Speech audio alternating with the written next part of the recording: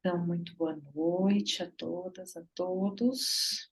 Vamos começar mais esse encontro. Vou passar a palavra para Bárbara, que vai abrir para nós com o poema, né, Bárbara? Vou. Então, vou começar já direto com o nosso poema.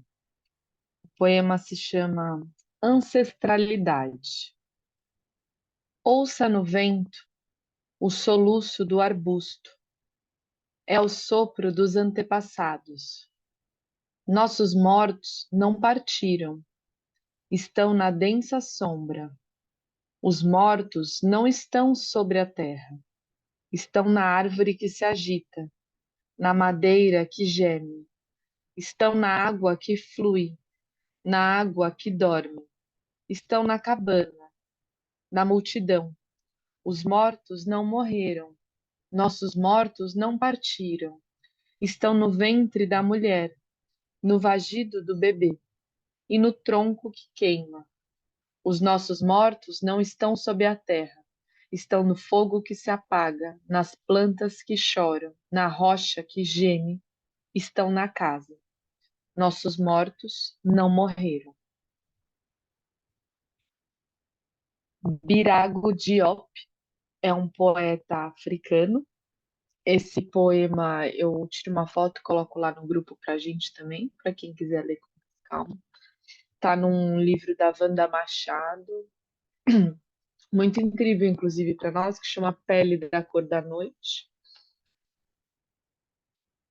E boa noite.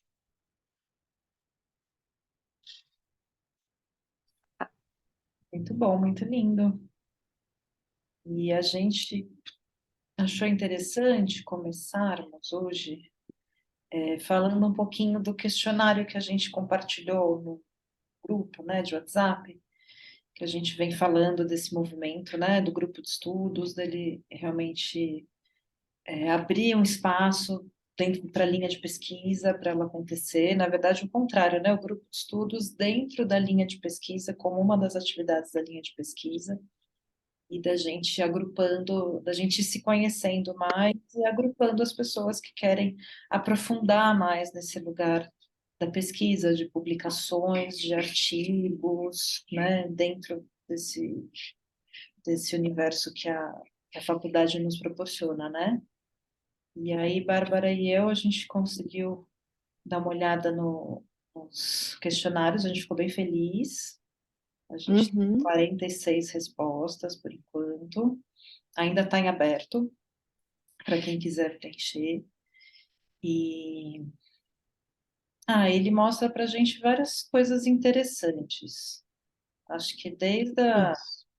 da região, das regiões que estamos, né? Assim, eu sempre gosto de ver isso, quanto a possibilidade do encontro virtual amplia, né? Então, a gente tem gente de São Paulo, de Goiás. Deixa eu pegar aqui o arquivo, peraí.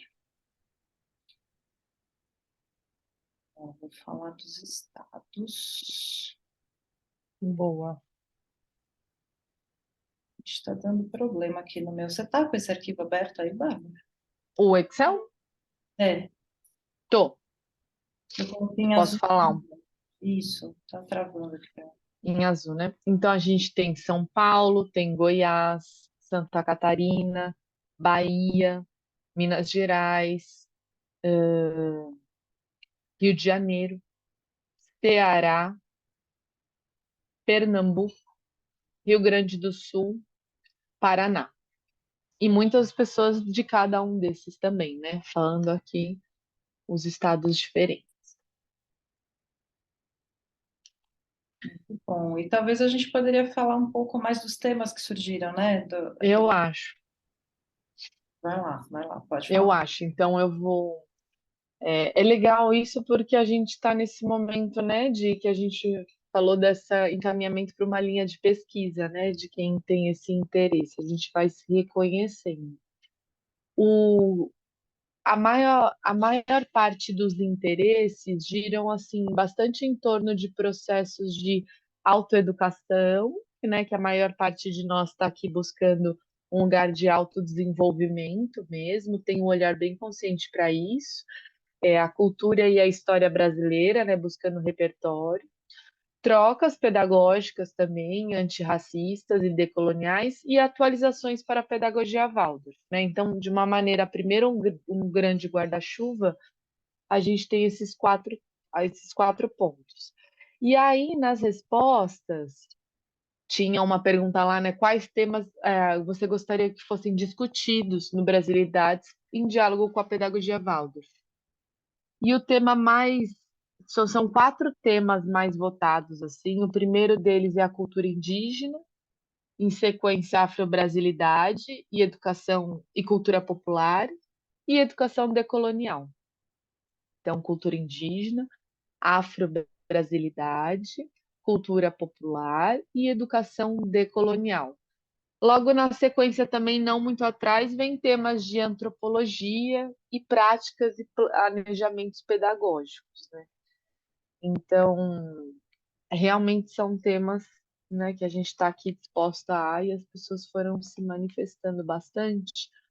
Mas, para além disso, quando a gente abriu ali no questionário para indicação, né, de outros temas que as pessoas gostariam que fossem discutidos no Brasilidades, onde cada um poderia descrever com mais precisão, eu vou ler assim bem de forma dinâmica para vocês, mas a gente tem aqui processos educativos de comunidades tradicionais, então uma vontade para a gente olhar outras práticas pedagógicas, né? Histórias para diferentes faixas etárias no fundamental. Então, em alguns momentos aparece ampliar o repertório das histórias do fundamental, né, em cada ano. Ligação do Steiner com todas essas pautas que eu elenquei anteriormente, né?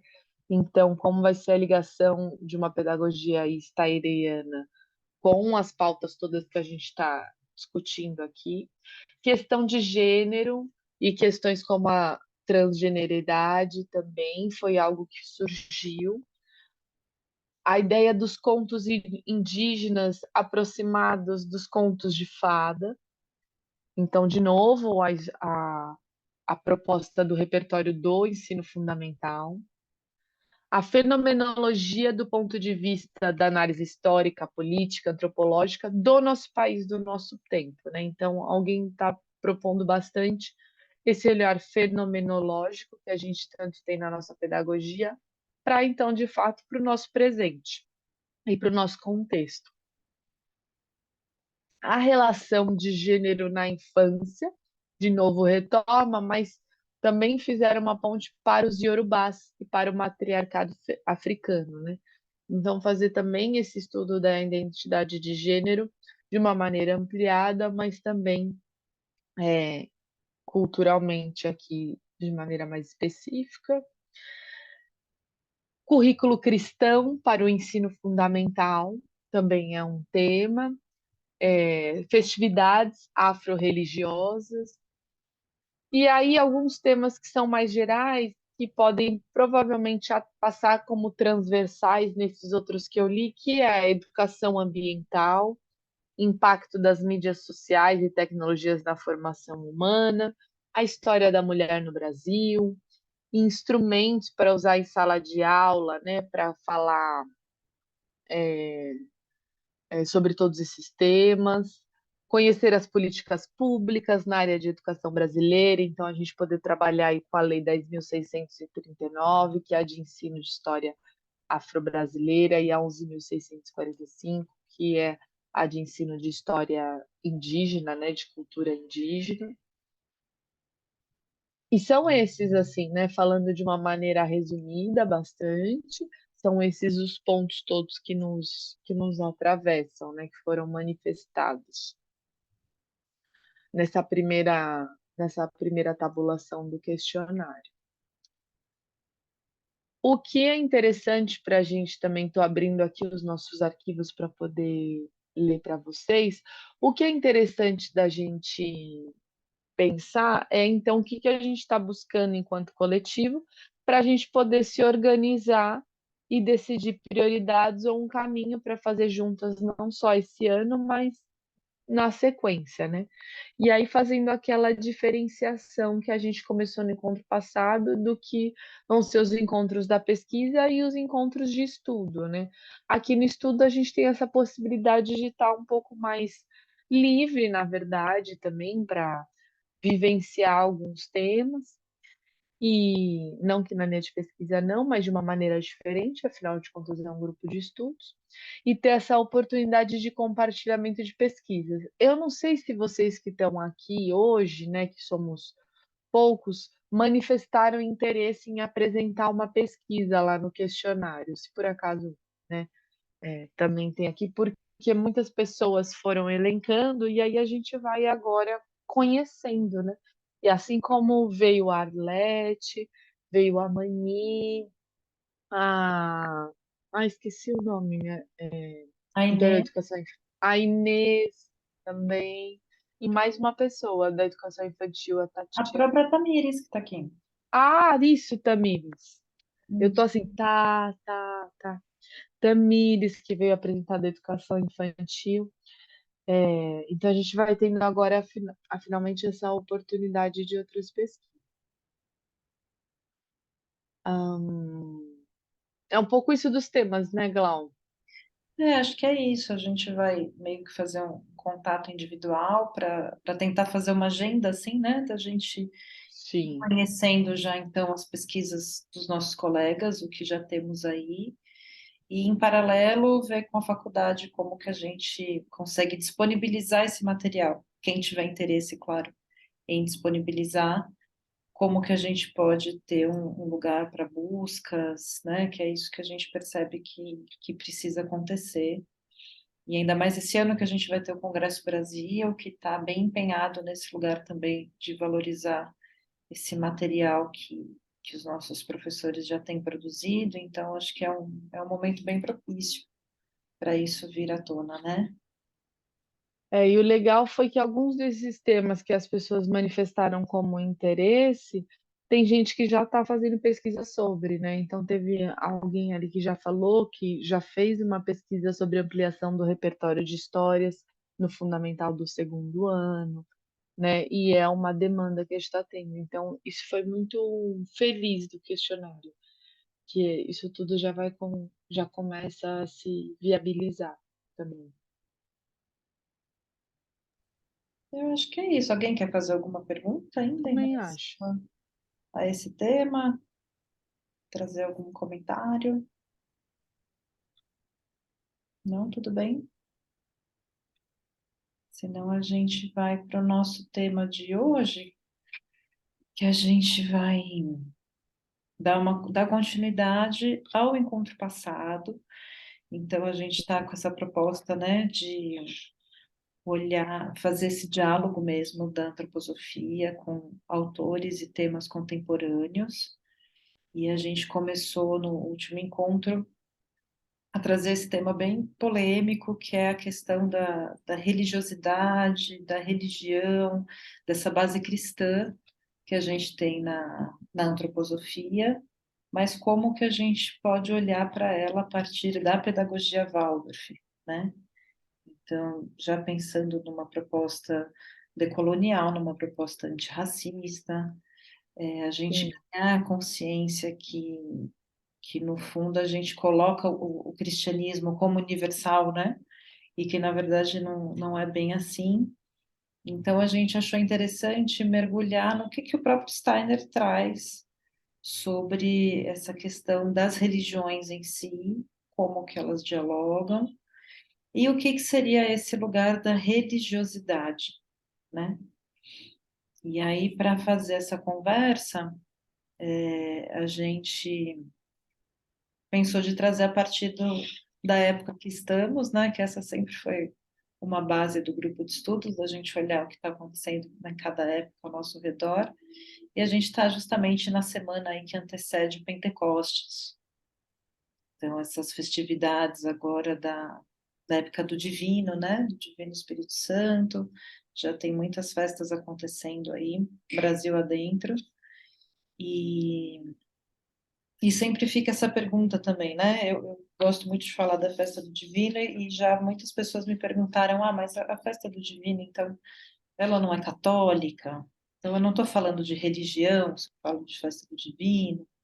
Como que fica, né? Qual que é esse lugar que separa a religião da religiosidade, da culturalidade e quais esses, como que a gente separa isso, o que que interessa para o ponto de vista da escola, né, da educação dentro de uma instituição, enfim, são todas essas perguntas aí que a gente tem Uhum. vivido com elas. E aí, eu peguei aqui uns trechinhos. Claro, a gente adoraria convidar as pessoas para estarem aqui no grupo, mas nem sempre é possível. Então, a gente se inspira muito nas caixeiras da família Menezes, que fazem a festa aqui em São Paulo, que é bom, é onde eu estou, onde a Bárbara está, a gente acaba se relacionando com esse festejo aqui, mas também sei que tem gente que participa em outras regiões aí do Brasil. E tem uns vídeos que depois a gente compartilha também, que estão no YouTube, de uma página feita pela Bartíria Menezes, que se chama Itinerâncias de uma Jovem Caixeira. Então, nessa página, a Bartíria ela fez uma série de pequenos documentários, né, contando da Festa do Divino, foi um projeto muito bacana aí que ela conseguiu um apoio para realizar. É um material que está muito bonito. E também dentro dessa página aí da Itinerâncias de uma Jovem Caixeira, tem alguns vídeos que foram da 22ª Festa do Divino, que aconteceram no ano da pandemia. E aí, justamente por ser no ano da pandemia, não teve a festa presencial, e eles fizeram uma série de lives, né? Então, com as caixeiras, com as crianças que um dia foram o Império do Divino, com o Paulo Dias, que é um grande pesquisador, né? Que ele quis ela pelo Espaço Cachoeira e abriu esse espaço, né, para essa festa do Divino acontecer aqui em São Paulo. Então, eles fizeram uma série de lives para falar da festa e de todos os seus significados. Aí a gente separou aqui alguns trechinhos para a gente ouvir um pouquinho, tanto do Paulo quanto da Dona Zezé Menezes de Iemanjá, que é uma das caixeiras aí guardiãs dessa festa, e é para a gente conversar um pouquinho de como, a partir de como eles entendem até esse lugar dessa religiosidade e desse ponto que toca o aspecto cultural. Então, eu vou compartilhar aqui, peraí, deixa eu ver.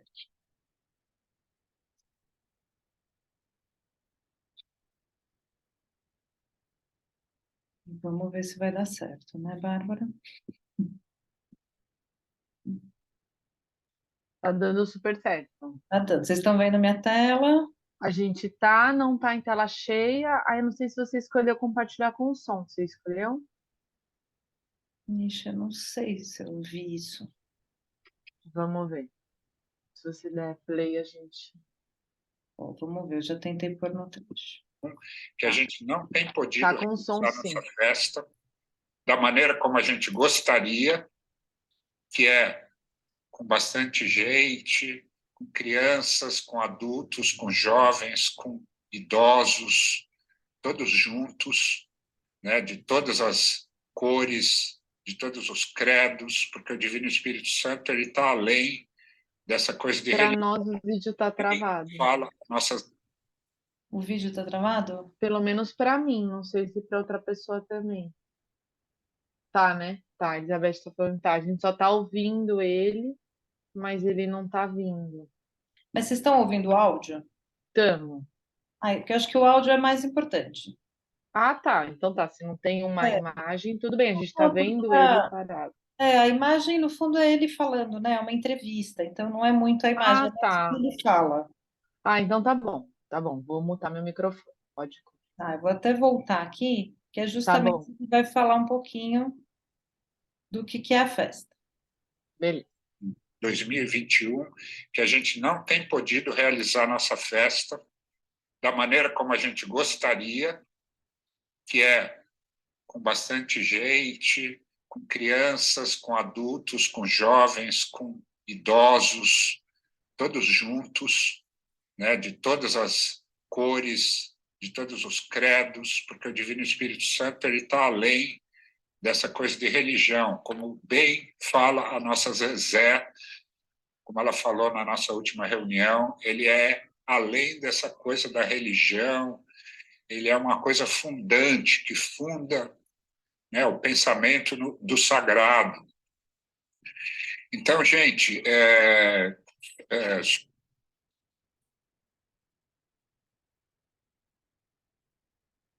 Bom, então aqui é um pouquinho, né? São poucas palavras, mas que já dá para a gente trocar bastante nesse lugar de ser uma festa que é para todos, esse lugar fundante, né? Dessa espiritualidade. E depois a gente vai ver se a gente percebe que se conversa com o que o Steiner depois fala desse encontro das religiões, né? Aí tem mais um trechinho. Deixa eu colocar aqui para vocês. Aí um pouquinho também de como a gente olha para a nossa história, para aqueles que nos antecederam, até vai muito ao encontro do poema que a Bárbara trouxe para a gente no começo, que é um pouquinho aqui a apresentação da Dona Zezé.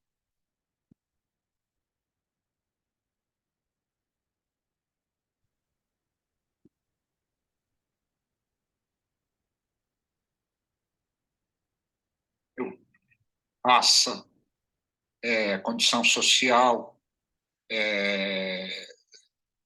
nenhum tipo de distinção. O divino ele significa que nós somos humanos e como humanos nós compartilhamos a centelha da divindade em nós mesmos.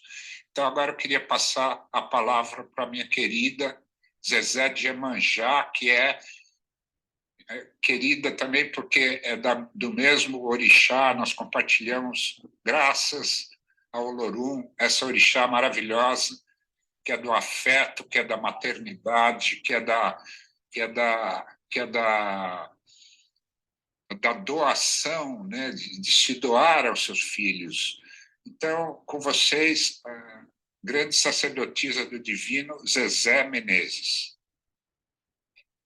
Boa noite a todos, todas, todos e todes. Eu, para quem me conhece e para quem não me conhece, meu nome é Maria José Reis de Menezes. Eu sou a primeira equede da Casa Fonte Achante do Chaguiano, na cabeça do São Luís Pai Euclides, em São Luís Maranhão, um grande sacerdote. Eu sou irmã de cabeça do Paulo Dias, né? Eu sou de Iemanjá, puxarado por meu irmão, e peço a bênção a todos, Colofé, Mucuyu, Mucumbá, a meus iguais, meus diferentes, aos abiães, Iaôs, Iarunxá, Babaruxá e Quedes, todas as pessoas que são da ancestralidade, que são dessa raiz, né, da ancestralidade. E eu quero começar sempre. Bom, depois eu vou deixar esses vídeos também para vocês assistirem inteiro, que é maravilhoso, né? Mas a gente não tem tanto tempo. Então, esse lugar, né, de se apresentar a partir da sua base, da sua espiritualidade, né? Dessa ancestralidade, daquilo que vem antes, daquilo que é formativo, daquilo que é fundante, como Paulo Dias traz, né? Então, desse reconhecimento dessa espiritualidade. Ô, Bárbara, você tá com aqueles trechos do Steiner, do Evangelho? Sim, sim, tô aqui. É isso que eu fiquei pensando da gente intercalar agora, antes, acho que do próximo trecho de vídeo. Acho que tem mais um, né, que você pensou em passar. A gente no mês passado, eu não sei, eu vou colocar na tela. Eu não sei até onde a gente foi de estudar ali os trechos do Steiner. Então, não sei se esse que eu vou pôr, a gente chegou a ler um pouquinho juntos, mas se sim, tudo bem também, e se não, tudo bem também. Porque olha só, né? a dona Zezé, estava falando de um lugar de uma festa cristã. Você me coloca como co-host, lá eu caí, aí sai, não consigo compartilhar. Estava falando de um lugar de uma festa cristã, né? Da centelha divina, né? Desse divino Espírito Santo que habita em nós, e ela e o Paulo se saúdam, né? Dentro de saudações de matrizes africanas e afrodescendentes, né? Como que então tem um lugar aí de conexão, de respeito, né? De elevação de uma expressão religiosa para outra, que geralmente são coisas que a gente se pergunta na maior honestidade, né? Mas pode? Mas como? Mas tem ligação? Foi, Glau? Ah, foi ótimo. Então, aí, na semana passada, nós estávamos. A gente pode retomar então um pouquinho, né? Eu tenho aqui duas, duas citações do Steiner, né? Escritas pelo Steiner, num livro que está aqui do meu lado em algum lugar. Aqui, eu vou mostrar ele na tela, mas depois a gente. Ah, que ótimo, não dá para mostrar porque a tela tem braço. Tá bom, já já. Que chama O Evangelho segundo Marcos, que a gente falou no encontro passado, e falamos da importância de estudar essa passagem do Steiner. Então, eu vou reler aqui em voz alta e vamos ver o que a gente vê que conversa com isso que a gente estava vendo da festa do divino. Sua verdade intrínseca fará com que esse conhecimento, fundamentado na ciência espiritual, confira o mesmo valor a todas as confissões religiosas do mundo. Isso trará reconciliação entre as religiões. O esforço para compreender a figura de Cristo passa a constituir a missão da atuação científico-espiritual nas diferentes crenças religiosas, pois a mim parece que o movimento espiritual deve ter como missão um aprofundamento nas diversas religiões, de modo a compreender em profundidade sua essência interior. Isto significa compreender a religião do outro, elevar-se à religião do outro. E eu vou continuar, apesar de complexo, vou ler mais esse aqui e a gente vai e volta, tá? Vamos lá. Ele continua. Qual será o destino da humanidade quando algo assim se generalizar? Haverá paz entre os homens e reconhecimento recíproco das religiões. E o movimento teosófico deverá ser uma verdadeira compreensão recíproca das religiões. A teosofia não se presta a escarnecer de uma confissão religiosa, seja antiga ou recém-fundada, pois de outra forma se trataria de um movimento baseado no escárnio mútuo e não na cooperação mútua entre as religiões. Então, a gente tem aqui um trecho, né, do Steiner falando de um movimento científico espiritual, ou seja, né, fundamentado na ciência espiritual, que vai se voltar para compreender de uma maneira íntima e verdadeira expressões religiosas distintas. E aí, quando ele olha para isso, né, ele coloca esse movimento como científico espiritual, não precisa ser um movimento religioso, né? A religião é algo ali que eu vou ao encontro e existem muitas. O espiritual, o científico espiritual, tem mais a ver com o nosso interesse, com o nosso estudo, com a nossa postura e com a nossa, por sua vez, com a nossa atuação no mundo, né? É uma postura. E é uma postura que ele está trazendo aqui que realmente nos permite compreender com profundidade a essência interior, né? Compreender a religião do outro é elevar-se à religião do outro.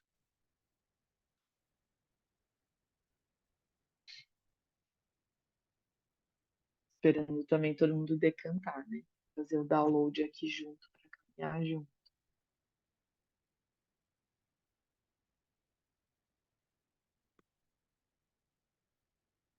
Tem um caminho aqui, nesses trechos do Steiner, tem um caminho que é um caminho que reconhece uma diversidade, né? Que reconhece manifestações distintas, no caso aqui religiosas, inclusive, reconhece manifestações distintas, não as hierarquiza, né? Não coloca uma sobre a outra, inclusive utiliza muito desse verbo que eu usei, né? Reconhecer, né? Ele reconhece a existência e vai ao encontro para conhecê-las mais profundamente.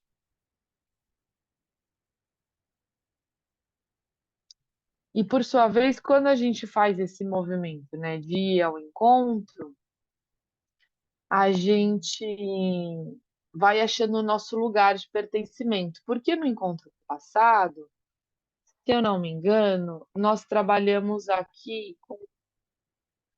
com essa citação, né? Uma citação do Liebgut, que estava falando, que a Glaucio trouxe, inclusive, que estava falando de um indivíduo nascer num determinado povo, mas mais do que isso, né? Da gente se nutrir da nossa história, né? Se nutrir desse envoltório espiritual do povo que a gente pertence, para compreender melhor outros povos. É isso mesmo. E a gente falou muito disso, né? Da importância de conhecer a nossa diversidade cultural para poder fazer esse movimento que o Steiner está propondo, que é se elevar à religião do outro, se elevar à cultura do outro, se elevar, né? Como se também é uma palavra elevar-se, né? Que não está aqui por acaso.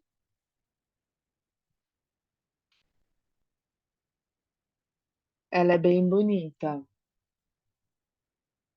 Eu me elevo para alcançar a cultura do outro, né? Então, realmente não tem um lugar de uma hierarquização ruim. Não sei se está fazendo sentido para todo mundo, se alguém quer falar, se essa ligação com o que a gente escutou rapidinho, por enquanto, desses dois trechos do Paulo e da Zezé, né? Tá fazendo sentido também.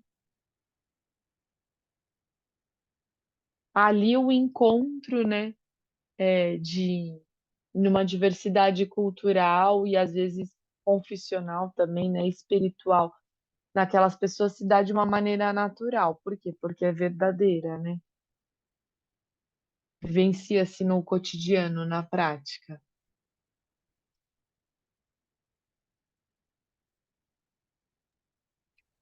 Tem até mais um trechinho aqui, Bárbara. Isso tudo está lá no Evangelho segundo Marcos, não é? Isso. Eu vou pôr aqui no chat. A gente tentou destrinchar um pouco essa Quer- conferência Então eu vou tirar aqui o slide para a gente poder. para a gente ler junto, porque Uhum, é um tema muito complexo mesmo, meio difícil, uhum. mas que tá nesse meio aí que a Bárbara também trouxe. Ah, ótimo. Ó, eu vou ler para a gente, aí vocês acompanham. Aproveito a oportunidade para reiterar o que já mencionei várias vezes, isto é, como se posicionará um budista que é teósofo frente a um teósofo cristão. Aí só um parênteses, né? Ele traz aí teósofo justamente essa pessoa que está dedicada dentro da antroposofia, né? É que o Steiner justamente na história dele ele passou pelo movimento da teosofia, depois ele desenvolve a antroposofia. Então aqui também está contando um pouco do próprio caminho do Steiner, mas a gente pode entender assim, então, né, no caso o exemplo que ele está dando, um budista que se dedica à antroposofia e um cristão que se dedica à antroposofia. Então, como que eles se encontram, né? Como um exemplo. Aí, voltando aqui à citação. O budista dirá, depois que o Bodhisattva se transformou no Buda, após a morte, o Gautama Buda alcançou uma altura tal que não tem mais necessidade de voltar à Terra. E o cristão teósofo responderá: eu compreendo, pois acredito na mesma coisa a respeito do teu Buda, ao encontrar o caminho para o teu coração e acreditar no que tu acreditas. Isso significa compreender a religião do outro, elevar-se à religião do outro. O cristão que se tornou teósofo é capaz de compreender tudo o que o outro diz. Budista algum que se tenha tornado teósofo poderia hoje dizer outra coisa senão o seguinte: da mesma forma como compreendes o cerne essencial da minha religião, procuro compreender o da tua. Né? Que eu acho que esse é o ponto.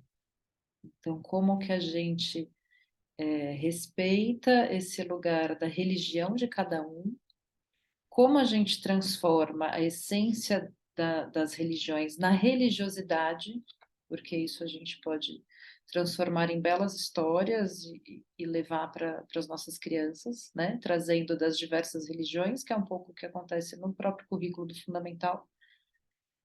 E, e como a gente consegue estar nesse lugar desse respeito, né? Dessa essência, e não subjugando ou colocando uma melhor do que a outra, enfim, superando aí muitas questões que a gente tem com esse tema dentro da nossa formação enquanto Brasil, né?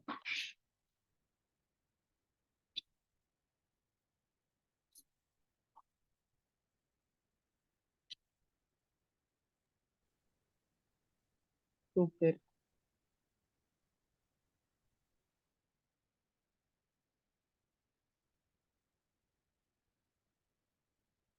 Tem um lugar, né, que a gente perpassa por todo esse grupo de estudos, que é quando a gente estamos escolhendo agora esse tema do divino, né, aproveitando um pouquinho mais da época que a gente está, que, que às vezes é uma chave para a gente se sentir mais à vontade e descobrir as coisas, que é o quão está imbrincado, né, manifestações da nossa cultura, com expressões espirituais e com práticas cotidianas, né? O quão mais para trás nós vamos na história de um povo, né, de uma cultura específica, mais a gente vai vendo como a vida ela não era tão segmentada, apartada, né? As coisas todas eram unas, era uma coisa só. Coisas o quê, né? Dentro de uma prática cotidiana cultural, estava totalmente relacionado a uma prática espiritual e, por sua vez, uma prática artística, e uma coisa é a outra e a outra coisa é a uma, né? Então, quando eu estava ontem com professores que ficaram perguntando, e a festa junina, de onde vem a festa junina, essa coisa da festa junina, e a gente começou a falar sobre isso, ao mesmo tempo que havia um encontro digamos que assim, né, cotidiano do encontro de uma fogueira, de cozinhar comidas, era também o mesmo momento, e ainda é em alguns lugares, o mesmo momento de um ritual que tem um lugar mesmo religioso, que tem um lugar também assim cultural. E às vezes a gente fica segmentando para descobrir o que que eu posso trazer como repertório e o que eu não posso trazer, e tem coisas que não são passíveis de serem divididas, né?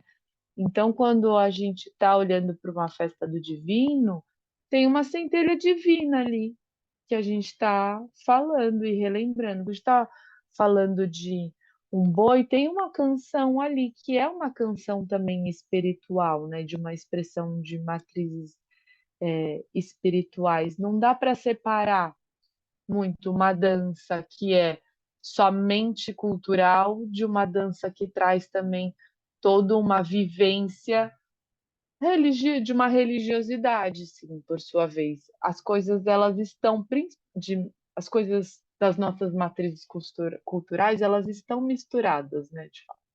E às vezes a gente fica tentando separar para saber o que eu posso ou não posso fazer. E tudo é cultura, tudo tem a ver com a nossa formação mesmo enquanto povo. Se a gente for pela tentativa de separar, a gente não vai achar muito o, o quê? Não sei se estou me fazendo ser entendida, mas por isso que às vezes olhar, né, para as figuras de uns encantados numa festa junina, para olhar para eles os encantados num boi. Vai estar atrelado com muitas coisas que também são de esferas espirituais religiosas, né? E não deixa de ser cultural e não deixa de ser relevante para a gente trazer em repertório, né? Estou falando tudo isso porque quando a gente assume isso, a gente consegue assumir isso sem medo e se apropriar mais disso, né? Independente, independente de qualquer julgamento de separar.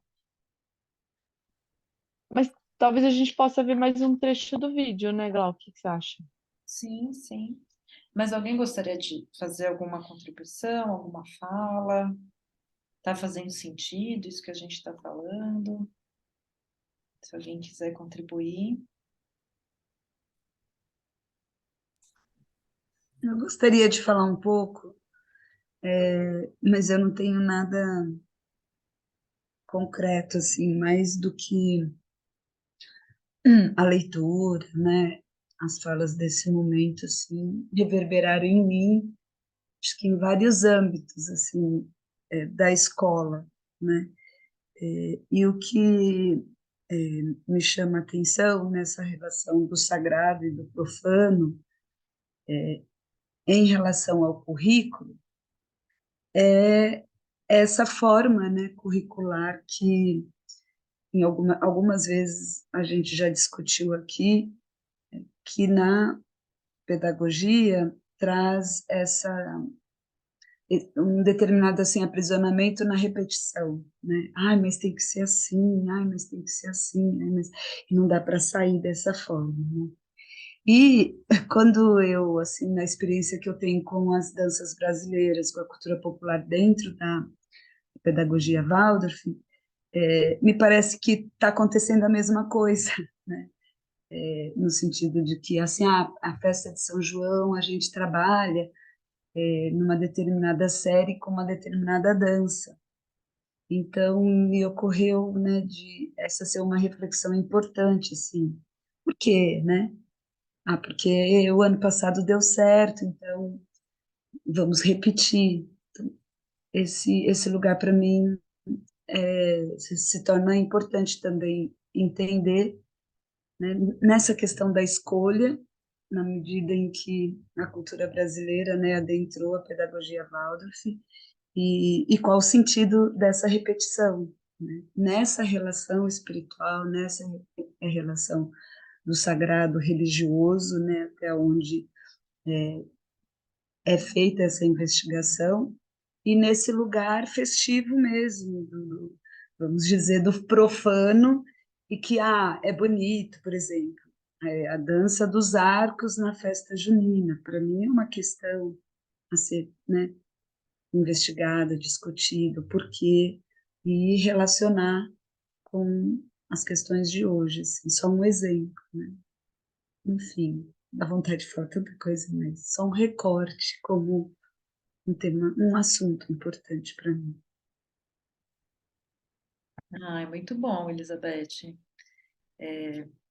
É isso, né? Você abriu um leque aí super importante, né? De como a gente traz, como você mesmo disse, acho que a gente ainda está começando a trazer realmente esse repertório mais das culturas tradicionais para dentro da escola.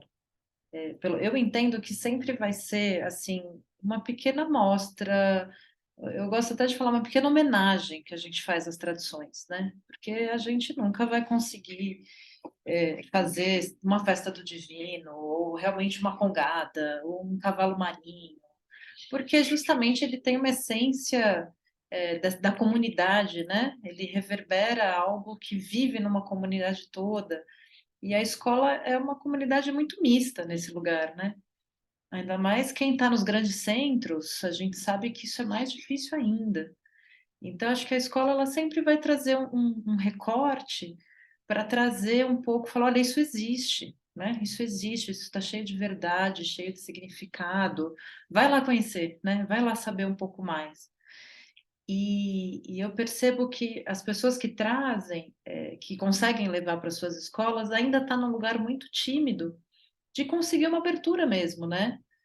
Então, a gente passa por esse lugar dos próprios colegas, não, mas vai dar certo? Isso é adequado, né? Vem muito essa pergunta, mas é adequado? É adequado para essa faixa etária? Né? A gente pega algo que é super vivo, que envolve uma comunidade inteira, do bebezinho ao ancião, e a gente quer, não, é para essa idade e tal. Então, a gente já faz esse recorte. E eu percebo que quem quer levar muito, vai assim, a brechinha que conseguir vai fazer ali, né? Então, eu consegui esse espaço e vai fazer ali. E acaba que nesse lugar das danças e da música, ficou meio que a festa junina como palco, né, para acontecer isso. Mas eu tenho essa reflexão já há alguns anos, né? Quando que a gente vai ter coragem de espalhar essas festividades ao longo do ano, por exemplo? Né? Então, será que a gente não pode fazer um cavalo marinho com determinados anos? Enfim, aí teria que fazer um estudo. E a gente vai fazer ele lá no fim do ano, como normalmente se faz. Né? A festa junina, sei lá, vamos investir na quadrilha, que é uma coisa que todo mundo, né, pega as quadrilhas pernambucanas, que são assim super, né, fortes, e então aí vai todo mundo fazer quadrilha, ou vamos todo mundo fazer o boi, né? Teve até o Colégio Micael, teve um ano que eles fizeram isso, né? Todo o ensino fundamental vivenciou o Bumba Meu Boi. E foi muito lindo, assim, né? Eu fiquei muito feliz pela coragem que eles tiveram de dar esse passo. E falar, poxa, de primeiro ao oitavo ano, não sei, não lembro se o médio estava junto, mas o fundamental todo vivenciou as festividades do Bumba Meu Boi. Poderia ter feito também a morte do boi, ter feito o renascimento lá perto da Páscoa. Então, eu acho que a gente poderia aprender ainda mais com essas tradições, ter essa coragem, né, de fazer isso ao longo do ano, diluir ao longo do ano. Mas eu percebo que dá muito trabalho no lugar disso, porque as pessoas têm uma expectativa, né? Na hora que você pega o oitavo ano e faz o cavalo marinho, aí quem está no sétimo já espera que vai fazer o cavalo marinho, aí os pais já esperam, aí os professores já esperam, aí criou uma expectativa geral em todo mundo, e você fala, gente, eu não falei nada disso, né? Então, o quanto a gente se apega nessas tradições que nem é tradição, assim, você fala, fiz uma vez e agora todo mundo já espera aquilo. Então, o quanto a gente precisaria ter um lugar muito mais flexível e aberto, né? Também fazer escolhas, falar, olha, para fazer isso, a gente vai abrir mão de várias outras coisas. E na vida tudo é assim, né? Se eu quero, sei lá, tocar no cavalo marinho, talvez eu não vá conseguir tocar no maracatu, na congada, porque tudo exige muito, né? Então, assim, eu acho que essa é uma pergunta super, uma reflexão super importante que você traz. E quem sabe um dia a gente consiga falar isso, né, num âmbito maior, com as escolas e tentar mudar o pensamento mesmo, né? Tirar tudo É, de cima de São João, né? sim, e só uma observação também, porque nessa rotatividade que tem, né, o espaço físico da escola, o terreiro da escola, né, é, pensar que a criança entra no jardim ali e vai até o ensino médio, então, quer dizer, é uma comunidade, né, que cresce junto. Então, para mim, assim, é um sonho, né, de consumo tradicional, assim, de entender a escola como um percurso também comunitário, né, e que não fique também, como você falou, assim, esse recorte festa junina, mas que ele seja ampliado para a comunidade, né, daquele período, né, do que está chegando e do que está caminhando, e o que está chegando, né, o que está caminhando, o que está construindo, o que está chegando, o que está reconstruindo. Enfim, realmente é um assunto para ser bem investigado, né, nessas questões todas. Obrigada. Ai, muito bom. Eu fico feliz que pelo menos está sendo gravado esse nosso papo. E a gente vai conseguindo falar mais, né? Levar mais para frente. Mas é isso, eu já pensei de repente nesse lugar que a gente tem maravilhoso, né? De você ter essa turma que caminha junto, que tem um professor de classe, que tem Eu percebo que isso fica mais aguçado mesmo dentro da escola Waldorf, né? Essa turma que se forma no ensino fundamental.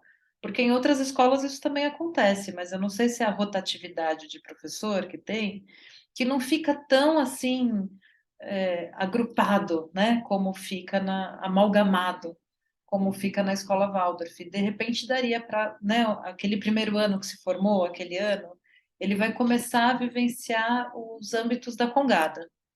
E aí ele vai levar isso até o oitavo ano e crescendo, né?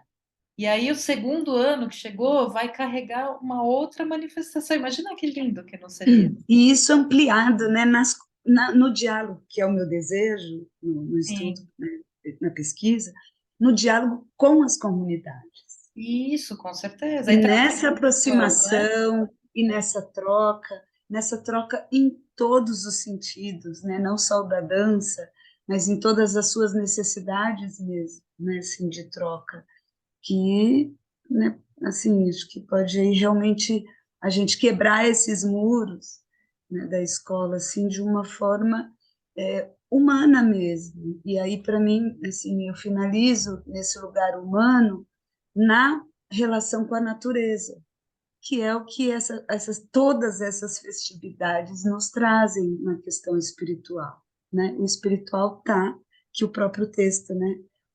O verso do início nos coloca aí nessa relação ancestral, nos coloca no contato, né? Dessa preservação, né? Desse relacionamento com a natureza. Né, pensando no sol, por exemplo, agora, ele é o marco da festividade, né? Ele que ilumina, ele, enfim, dá vontade de seguir isso. Ah, maravilhoso, muito bom. Quem sabe seja um tema de pesquisa para a gente carregar aí para frente, né, com projetos, porque acho que o ponto é esse também, né, o quanto a gente consegue, quantos professores se engajam, porque no fundo os professores têm que ser quem faz essa abertura, né, das portas, do caminho para isso tudo acontecer. Mas muito bom, agradeço muito. Mais alguém quer contribuir? Eu gostaria só de comentar um pouco, assim, quando você fala da questão da religião, da religiosidade, eu acho que se nós caminharmos um pouco por aí, eu acho que não conheço muito, mas eu já li alguma coisa, eu ouvi outras pessoas sobre essa questão da religião, no Steiner, mas eu acho que nós caímos num certo reducionismo. Eu acho que a gente apequena um pouco a ideia do que ele trata sobre a questão da espiritualidade, você entendeu? Porque se a gente for pela questão a gente discute a questão da religião, por mais bonito que a gente construa os argumentos, né? Eu acho que inclusive aí o que vocês citaram hoje, a gente concorda, é isso mesmo, mas chega no momento que sempre vai surgir, parece, um pouco as emoções, as paixões, né, as nossas particularidades, os nossos egoísmos, eles vão aparecer na construção dos argumentos, né? Mas quando a gente ultrapassa, né, esse nível e discute do ponto de vista da espiritualidade, como ele trabalha, a questão da essência, da transcendência, enfim, a gente supera tudo isso, né? Porque me parece que esse é o lugar, é o espaço, se é que nós podemos chamar assim, ou é a experiência que nós devemos viver e construir no processo pedagógico, né? Ele atravessa, hoje eu vendo aí umas lives, umas podcasts, eu estou muito atento a isso, lendo também. É, o tema da espiritualidade, ele para mim chegou, hoje eu cheguei à conclusão que ele atravessa todas as outras racionalidades ou as outras dimensões humanas, né? Ela atravessa o tema da ética, o tema da epistemologia, o tema da antropologia, o tema da política, né? Da psicologia, enfim, de tal maneira que a gente e aí nós podemos até voltar para a escola e quando vamos trabalhar os conteúdos em qualquer das disciplinas que se trabalha, seja na escola tradicional, em qualquer outra escola, por exemplo, geografia, química, biologia, eu trabalho, eu estou um pouco construindo essa ideia, né? Na verdade, não tem nada ainda fechado, só quero compartilhar com vocês, porque, de certa maneira, ele é ponto de partida, ele está no começo, está no meio, está no fim, tá? O tema da espiritualidade. Então, quando você olha, vai trabalhar com conteúdo de química, por exemplo, se a gente olhar de um ponto de vista espiritual, a gente trabalha aqueles conteúdos numa nova perspectiva. Durante o processo, a gente também utiliza qualquer conteúdo, né? Vamos pegar química, né? E também, no final, a gente também vai ter um bom critério para avaliar, olhando para os nossos alunos, para a nossa prática como professor, durante a nossa formação, durante a nossa compreensão, o nosso olhar sobre o mundo, né? Então, tem um livro do William James, né, que é As Experiências Religiosas, eu acho, acho que é o livro dele. E aí eu fui lendo o texto e eu falei assim, a melhor tradução não é religioso, porque você já vai, a pessoa já pega o livro e fala assim, qual a religião? Eu já quero saber qual a religião que a pessoa é, entendeu? Se você colocar experiências espirituais, como, por exemplo, eu acabei de baixar o texto aqui da Blavatsky, aqui, a Voz do Silêncio, né? Aí você vai lendo o texto, e do que eu já ouvi, ela não está falando de uma religião, ela ultrapassa, tem uma universalidade tão bonita nisso tudo, que talvez a gente pudesse incluir, né? E não é uma espiritualidade religiosa, ela é muito mais ampla, é o contato com a natureza, é com a ciência, né? É com os saberes, enfim, com o sol, com os minerais, com os animais, tudo isso. Então, você veja que é tão amplo que ao invés da gente falar de experiências religiosas, as experiências espirituais. Pode ser o budismo, pode ser o cristianismo, né? Mas é humano que somos, não somos seres divinos, a gente tem que, muitas vezes, passar por isso, mas o grande mérito está ultrapassar esse momento que muitas vezes pode nos prender aqui, né? E gerar uma discussão, um debate que pode dar bons frutos, evidentemente, mas ele vai exigir da gente uma certa renúncia, né, um certo cuidado, que talvez a gente não precise gastar essa energia nesse processo, né? Enfim, não sei se vocês entenderam, mas essa é a minha primeira reflexão aí para a gente conversar. Maravilha, Alonso, com certeza. Esse é um tema complexo, amplo, polêmico, mas sem dúvida, né? Trabalhar esse lugar da espiritualidade fica mais. Acho que a gente apazigua mais do que falar religiosidade, até, né? E religião, acho que é o mais polêmico mesmo. É que esse é um tema que, dentro dos estudos a partir da antroposofia, ele vem com frequência, porque o Steiner ele tem sim uma base cristã, né? É isso, tem todo um ramo dentro da antroposofia que se chama cristologia. Então ele tem essa ênfase bem declarada, né? Porém é isso, o nosso ponto aqui é trazer o quanto essa base cristã do Steiner ela não inviabiliza uma base, a base de outras religiões e religiosidades, né? O quanto elas conversam, o quanto elas estão juntas, o quanto é isso, né? Existe essa abertura, sim. Né? No fundo, o Steiner ele não queria converter todo mundo ao cristianismo. Eu já me fiz essa pergunta: será que o Steiner queria isso? Né? E eu entendo que não, mas ele tinha que trazer o conteúdo que ele trouxe a partir de um viés, ele trouxe a partir desse viés, né? Mas sim é para todos, principalmente quando a gente chega no aspecto pedagógico, né? Que a antroposofia se manifestou. Então, pensando nessa pedagogia Waldorf que está aí nos 5 continentes, ela precisa dialogar, né? Com a espiritualidade, justamente, que vive em cada região. Então, muito boas suas reflexões, a gente agradece.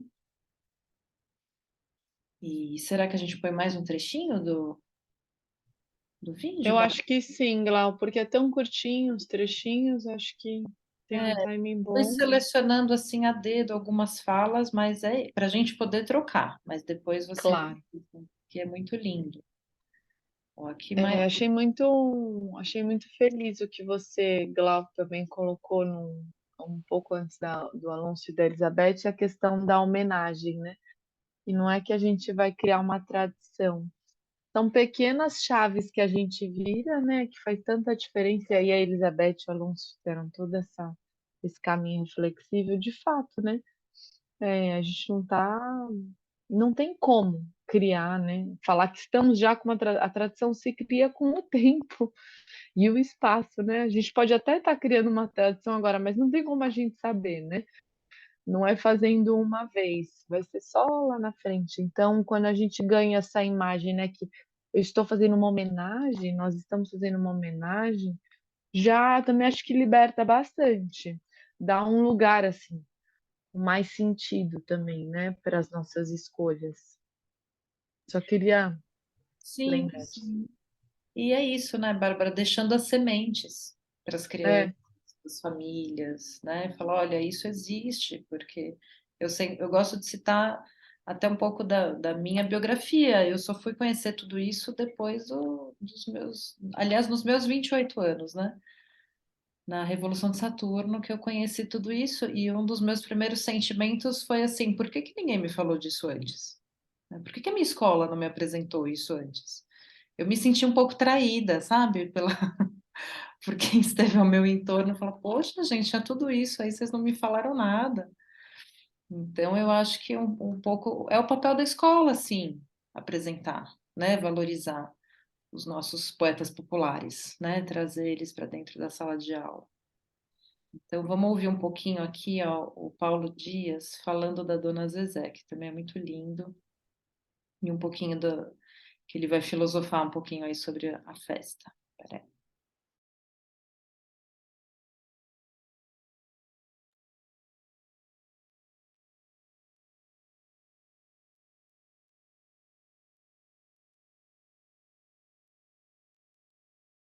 Filósofa e teóloga Zezé de Iemanjá, Zezé Menezes. É um prazer ouvir as suas reflexões, sempre muito pertinentes e maravilhosas, que nos esclarecem, que com a sua poesia inerente à sua fala, nos colocam num caminho de reflexão.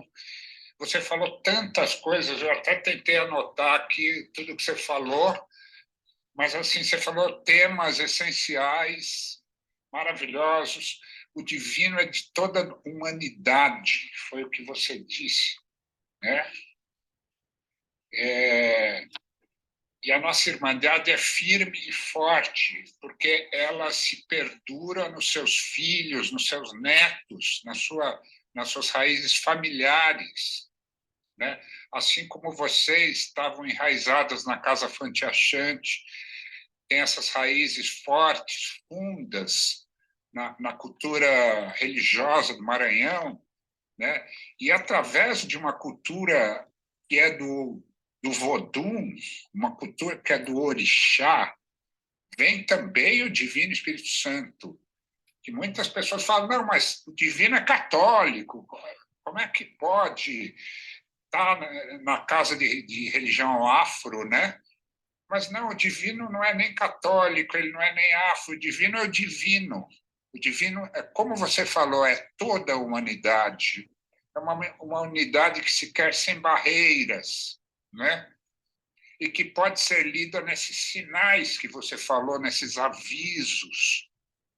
Cada religião tem os seus avisos, cada religião tem os seus sinais, todos são importantes. O divino nos ensina que todas as religiões têm os seus sinais, porque o divino vem desde o Antigo Testamento que nós usamos, que eram os rituais lá dos judeus, lá atrás, dos, daquelas culturas mais antigas do Oriente Médio, né, que chegam até nós via cristianismo.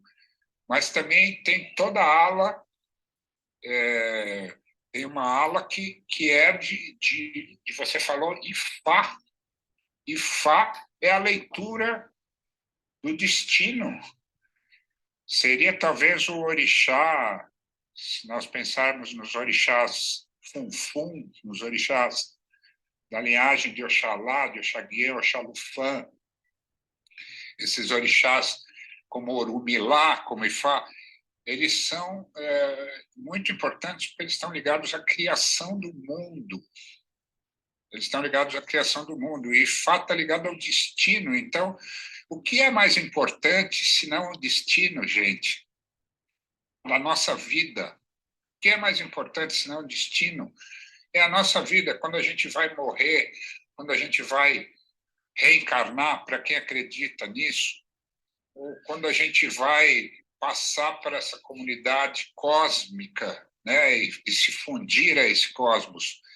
Esse é o nosso destino, esse é o Divino Espírito Santo. Então... Bom, gente, dá vontade de ficar ouvindo o Paulo, né? Quem sabe um dia ele não é um convidado aí de honra para o nosso grupo. Eu adoro escutar ele falar, né? Ele fala muito do coração, muito da vivência mesmo, né? De realmente passar pela a cultura popular que passa, que permeia o corpo e aí vem, transborda pela boca, né? É muito, muito lindo. E ouvindo ele, depois de ler esse trecho do Steiner, eu pensei, daria para ele bater um papo com o Steiner, né? Que nem aqui nesse trecho que está aqui no nosso chat, como cada um se entende dentro da sua religião, né? A gente vai ampliando esse lugar. E acho que fica essa essência final aqui, né? Da mesma forma como compreendes o cerne essencial de minha religião, procuro compreender o da tua.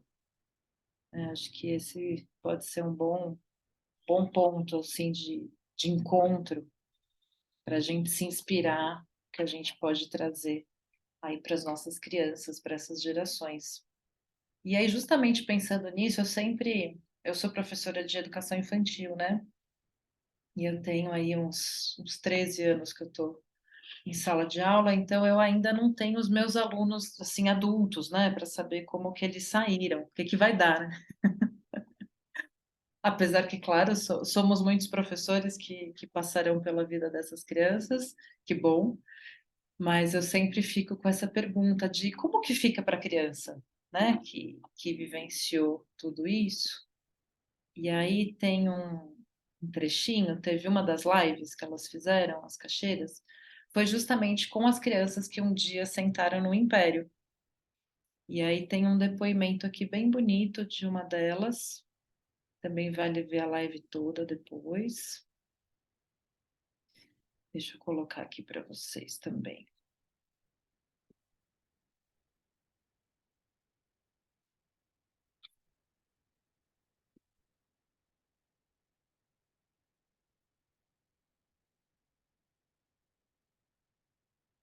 Eu ainda estava com 8 anos e eu lembro que, para mim, assim, a emoção, todo mundo me conhece pela Imperatriz, uma das que mais chorou.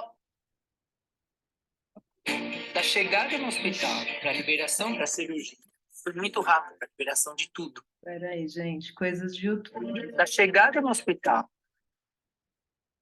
Deixa eu quebrar aqui para eu fazer isso, sem vocês estarem vendo.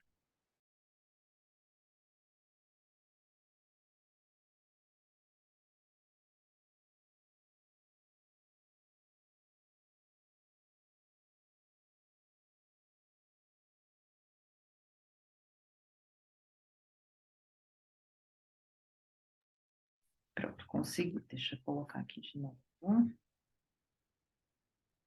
E viram todas aquelas propagandas de YouTube.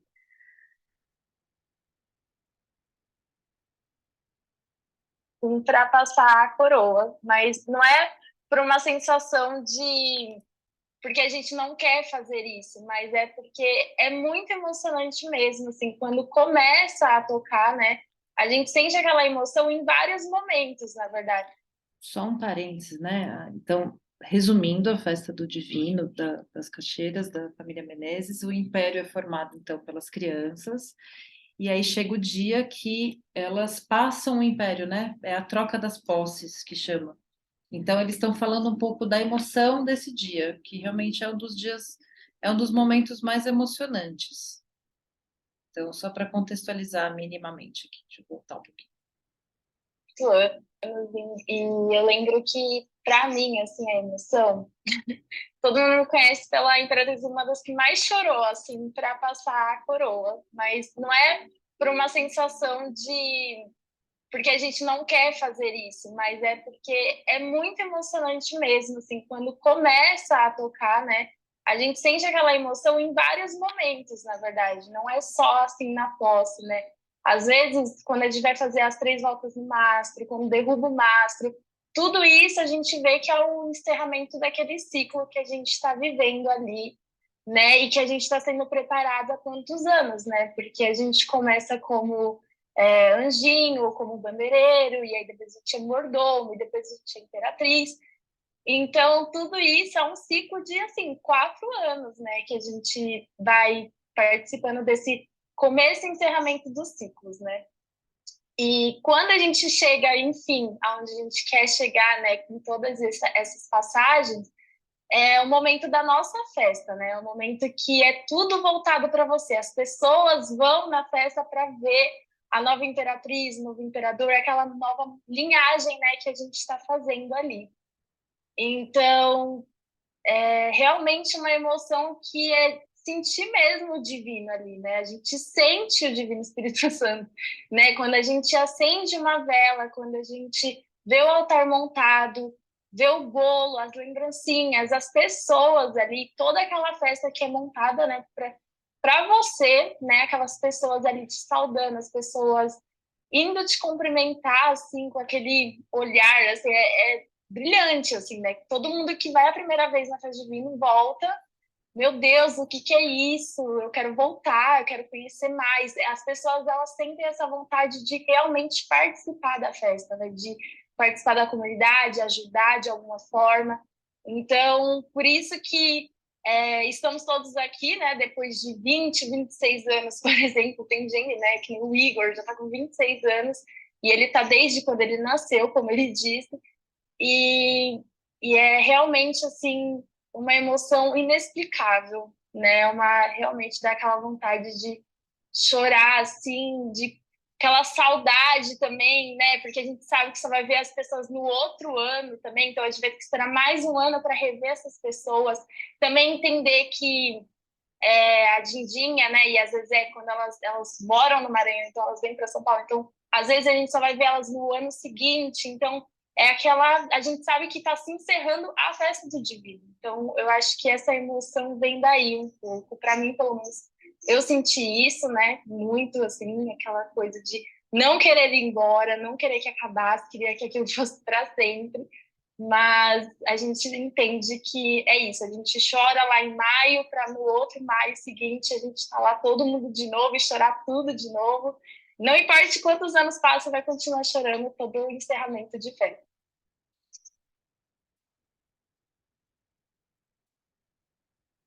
Oh, é muito legal, né?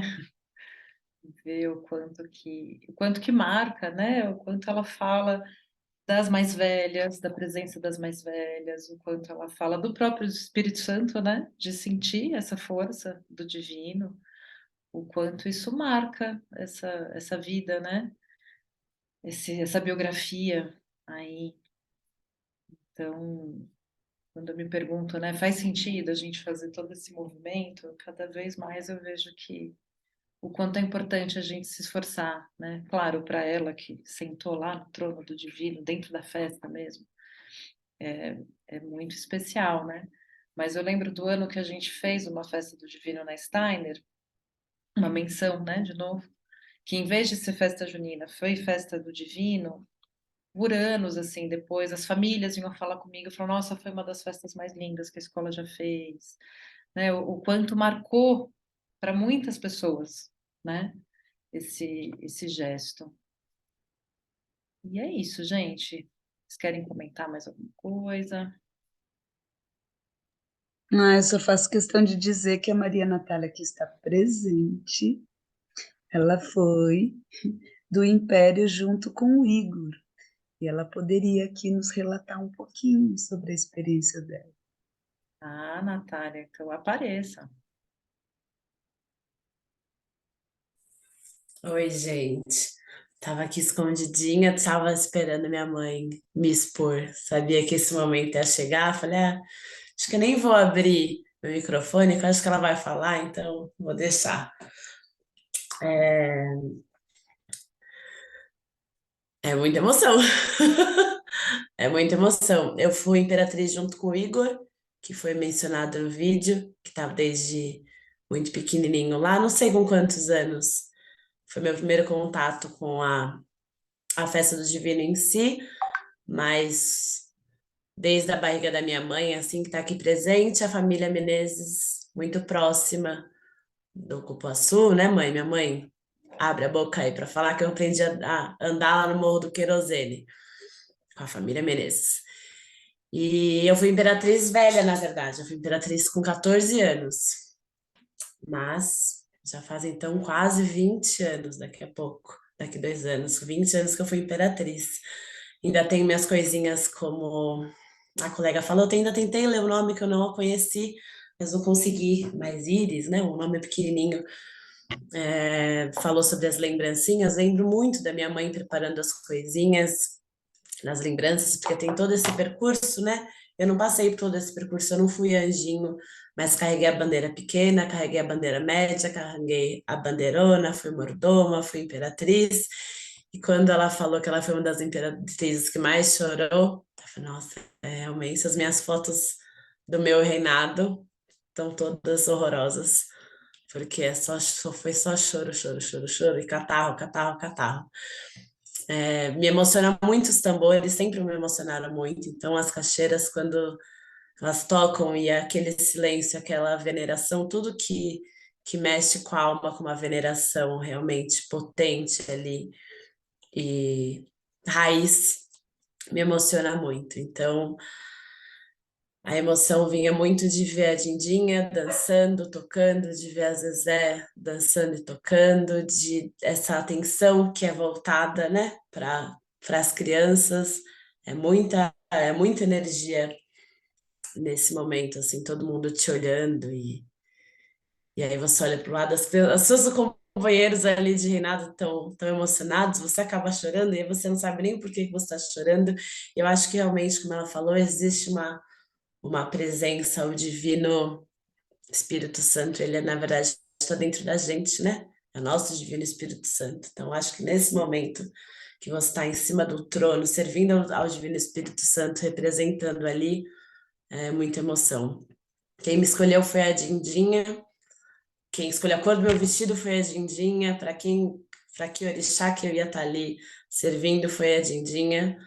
Então, ai, gente, é muito emocionante. Realmente é muito lindo. Para quem não conhece, fica aí a oportunidade de conhecer. E falando agora como ex-imperatriz, conheça, porque é uma festa realmente lindíssima. E estão todas ainda aí, né? A vida acontece, então daqui a pouco não terão mais todas. Então aproveitem, gente, que realmente é lindíssimo. Ai, axé, né? E você viu que o Divino proporcionou esse encontro aqui hoje, né?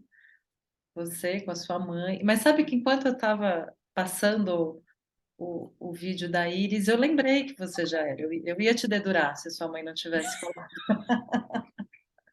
Eu falei, eu acho que temos uma imperatriz presente. Oi, gente, pois é. Bom, muito axé, né? Esse Divino. E estamos aí no meio da festa, né? O próximo final de semana aí vai ser o grande final de semana da festa. E é isso, gente. Temos mais algo a dizer? Eu já não tenho mais nada a dizer. Ai, gente, agora já que eu fui exposta, eu vou me expor mais um pouquinho. Eu estava aqui com a câmera fechada, organizando algumas coisas, porque correria de, né, final de semestre, e aí estava do lado do meu computador algumas papeladas e afins. Aí eu queria então agora expor isso aqui, ó. Sou eu e a Zezé, que vocês acabaram de ver no vídeo. Ah, olha só, deixa eu ver se como é que eu faço isso. Ampliar.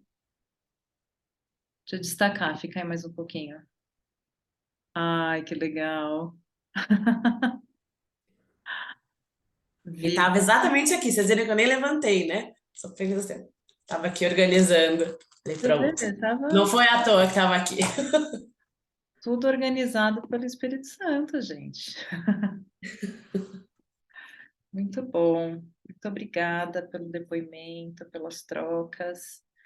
Sempre especial, né? Esse nosso encontro. Acho que você podia ler para nós o poema de novo, né, Bárbara? Acho que vai super fechar. Estou pronta. Vai lá. Ancestralidade. Ouça no vento o soluço do arbusto. É o sopro dos antepassados. Nossos mortos não partiram, estão na densa sombra. Os mortos não estão sobre a terra. Estão na árvore que se agita, na madeira que geme. Estão na água que flui, na água que dorme. Estão na cabana, na multidão. Os mortos não morreram. Nossos mortos não partiram. Estão no ventre da mulher, no vagido do bebê e no tronco que queima. Os nossos mortos não estão sob a terra.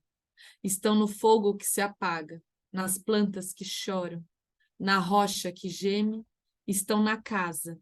Nossos mortos não morreram. Birago Diop. Muito obrigada, gente. Muito obrigada e viva o Divino Espírito Santo. Viva! Boa noite, gente. Boa noite. Boa noite.